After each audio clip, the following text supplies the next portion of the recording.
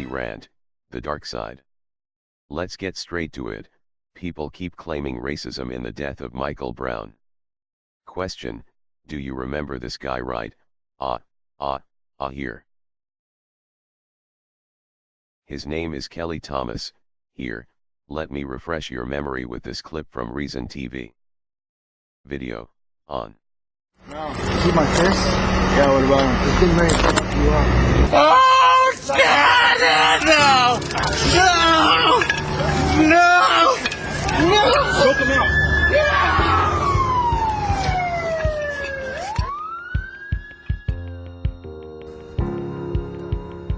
Kelly Thomas died a few days after that beating. Today in court, we're hearing accusations of how Thomas was pummeled and left lying in a pool of his own blood. And on the night of July 5th, 2011, he posed no threat at all to the police or to anyone else. The suspect was uncontrollable. They couldn't handcuff him. They couldn't control him. An officer is trained basically to control and secure. They're not trained to tie, and this was not even a tie. Prosecutors said that the last words out of his mouth were, "God help me, Daddy, they're trying to kill me, Daddy." During opening statements from the DA, it choked me up again with Kelly calling out for me. Without that city video, Kelly would just be like everybody else who was murdered by the police, and there would never have been charges. You'll hear Kelly saying, "Ouch, okay, I'm sorry. I'm sorry." The client didn't use excessive force. He was reasonable. They tried their best, and it wasn't enough force to contain what was an uncontrollable suspect. It also enlightens me to all the garbage defense is going to do, and I can only hope that the jury isn't swayed by the tricks and antics. A suspect who was acting consistently with somebody with a methamphetamine background and a methamphetamine psychosis. The unfortunate abuse of the drugs over the years destroy a heart. That's what happened in this case. It's a tragedy, but it's not a crime. The defense did exactly what they were out to do, and that's to make Kelly look very bad, horrible, violent, drug crazed.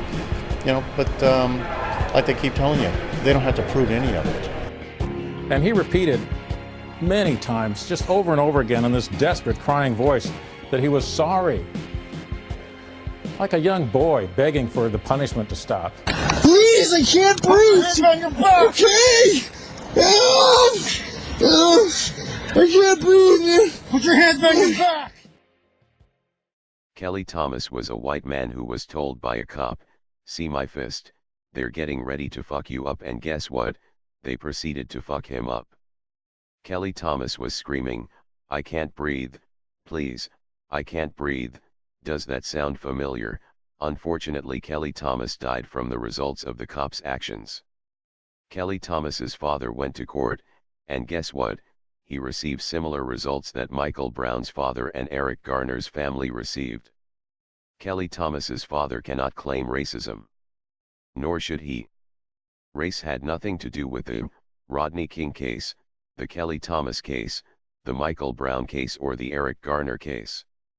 In some cases, like the Rodney King and Michael Brown case, they both made a bad decision.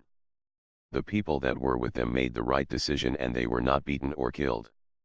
Some cops have made bad decisions that they regret later, and in other cases cops were just being scumbags, but race had nothing to do with it.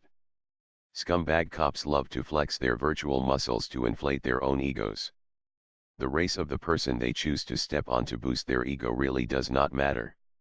Together, we should address the real issue, which is not race, it's a few cops who choose to abuse their authority. All lives matter. What do you think? Randy Rant, the dark side.